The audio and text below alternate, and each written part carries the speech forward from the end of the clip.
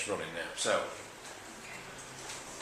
it just follows a procedure, this whole thing. So it's semi-artificial, but the reality is all that matters, Maria, is that you let go of this problem. That's what our goal is. And this is a secondary consideration. Okay. So when you're thinking about this problem now, I want you to think about the stress it causes you. And I want you to feel that stress in your body. Tell me where you feel it. Here. Okay, just hold that for a second. And when you think about that, and you feel that stress, on a level of stress, 0 to 10, and 10 being the highest, what number would you put that stress level at? At this moment in time? Yeah. An 8. An 8, okay.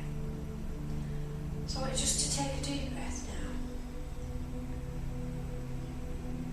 And just for a moment, just stay with that feeling. And I want you to ask the body to remember the first time it felt this feeling. And we don't need to know what the incident was, but I want the body to remember the first time it had this same feeling. And I want you to rate that stress level again, 0 to 10. Right. Okay.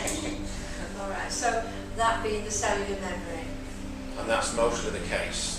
As a general rule, 8 times out of 10, the cellular memory, the earlier memory, is usually higher than the current one. Yeah. So what we're going to do in a minute, Jack will say the prayer, and we've already checked that you're okay with the Word of God. After the prayer, I'm going to be doing the code on you. But I'll also be asking you now to think about some being, be it a person, an animal, the angelic realms, anywhere you want to go, where you know you can give out pure, unconditional love with no strings. Okay. Okay. Yeah. So once we've said the prayer, I'll ask you to get to that unconditional love. Yeah, and the reason why we read it out is for the reason about messages from water, that words have resonance, and this is a very powerful set of words. So, I pray that all known and unknown negative images, unhealthy beliefs, destructive cellular memories, and all physical issues related to what Marie's identified will be found, opened and healed by filling her with the love, light and life of God. I also pray the effectiveness of this healing be increased by 100 times or more. So just pop your hand down. And I want you now from your heart to just imagine sending all this unconditional love out. Now you can imagine it in a colour or a light or whatever's best for you. Is it a person that you're sending it to? Because it's important that we get the right connection. So I want just to check. I don't need to know who. Is it a person, an animal, somebody in the higher realms? To the angels. To the angels. Okay. So again from your heart now, just connect to the angelic being or beings. Just start to send love out.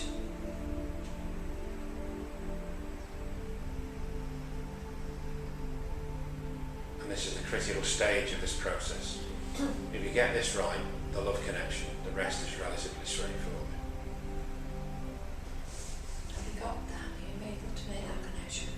So just keep sending this pure, unconditional love out from your heart to theirs. Okay, so stand and do the code.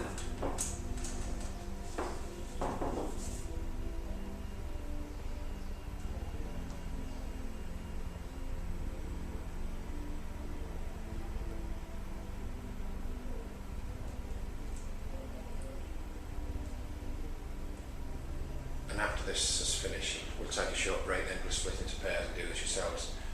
What you'll find is, some of you, when you're receiving the healing, may feel it. You may actually feel heat energy coming in, or you may not.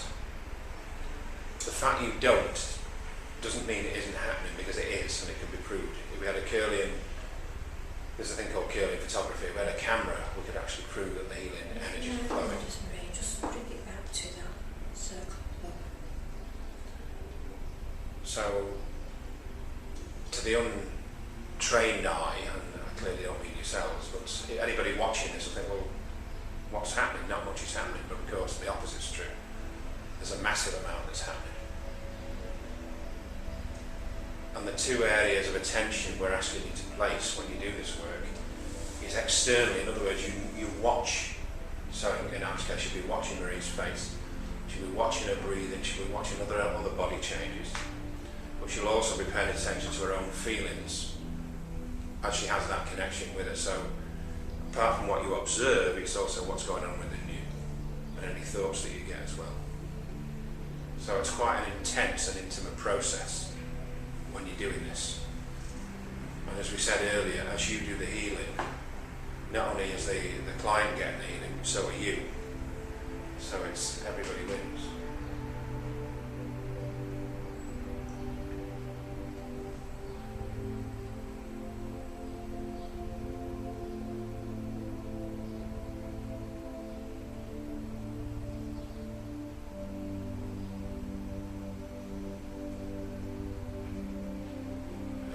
Observing is actually you've got copies of all this, the procedures. Now, as you're sending that love out from your heart, I want you to also now make a circle and bring the love from the angels back into your heart. Can you do that? Just set that lovely circle, unconditional love of God between you and the angels.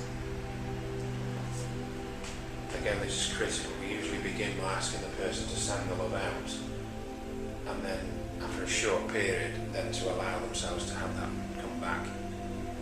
The reason we do it in that order is some people struggle, and we found this, to accept unconditional love from the beginning. Does that make sense for everybody? Not everybody, of course, but some people, if you ask, can you receive unconditional love, the answer would be no. So by doing it in this way, just about everybody, not always, there are exceptions, but most people find this a far better way of actually experiencing the process.